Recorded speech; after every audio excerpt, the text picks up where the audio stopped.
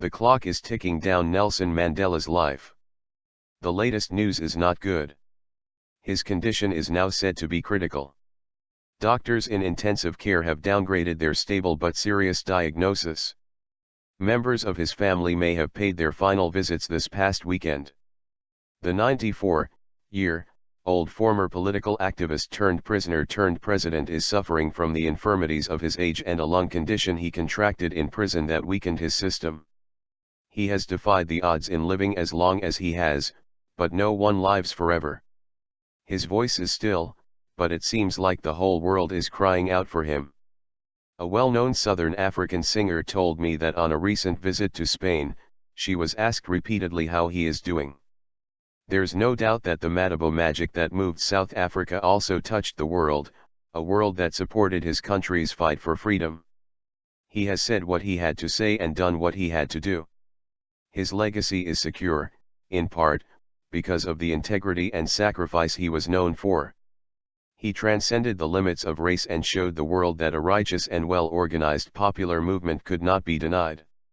The movement he helped build had 4 spokes: mass organizing in the townships, an army of trained guerrilla fighters based outside the country, diplomatic initiatives at the UN, and a grassroots international solidarity campaign.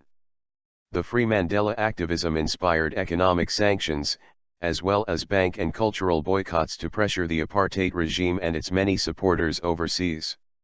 A very long walk. Many in South Africa are ready to let him go, but some in the white community who never supported him now fear a wave of retaliation and recrimination from a people, who in their majority live a life of economic apartheid, with many still jobless and poor. The scenario of imminent doom may only play with a fringe minority, while other journalists debate and discuss life after Mandela. Al Jazeera reports the media is on a death watch. Local and international journalists spent the day outside the 2 entrances to the Pretoria hospital where Mandela was believed to be. Security guards had been posted at the entrances. More than 10 broadcast vans were there. Some journalists had erected small tents and others had generators. Passers-by stopped to ask about Mandela. But as all the attention is on the man and his condition, what else needs to be said about what he could not accomplish, in part because of pressure from the wealthy elite who still control the country's economy? Mandela triumphed politically, but economically he was obviously constrained by powerful self-interested forces. Mandela has already confessed to some of his personal flaws and has always said he was not a saint or a savior. South Africa's Daily Maverick columnist Justin McCarthy wrote, "Anyone who believes Madiba to be flawless and above reproach is naive in the extreme. Every leader is forced to compromise at some point. Tough decisions have to be made that may conflict with one's own ideals, but serve those of the collective body one represents. These ideological clashes are common, but it doesn't necessarily mean that one betrays one's integrity. It is precisely this acute integrity that Madiba displayed on each occasion he was called upon to take tough positions. In simple terms, he walked the walk.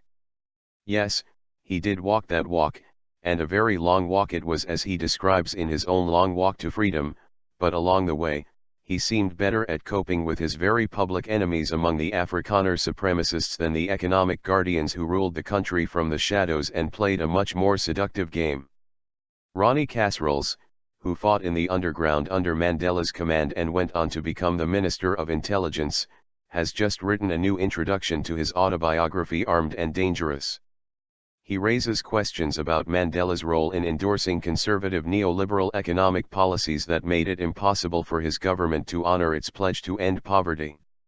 He writes, "History will judge whether we lost a golden opportunity to press on then rather than make the concessions we did regarding economic control.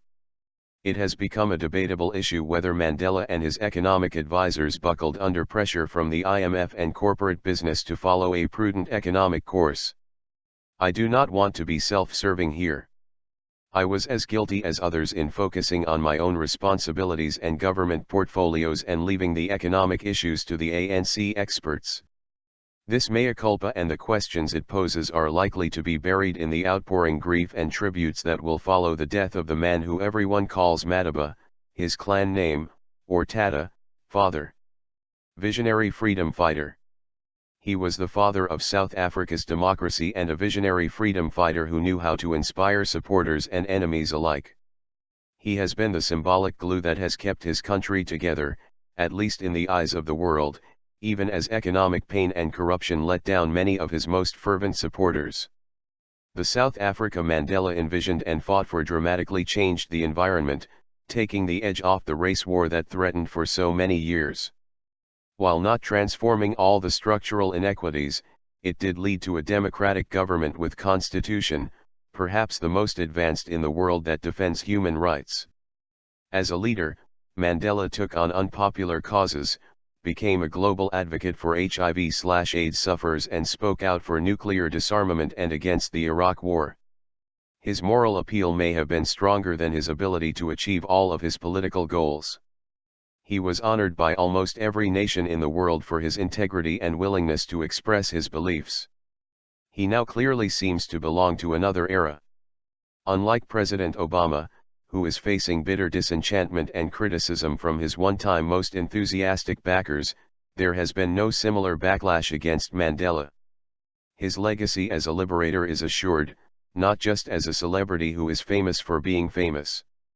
Mandela himself frequently asked that he not be regarded as a saint or a savior.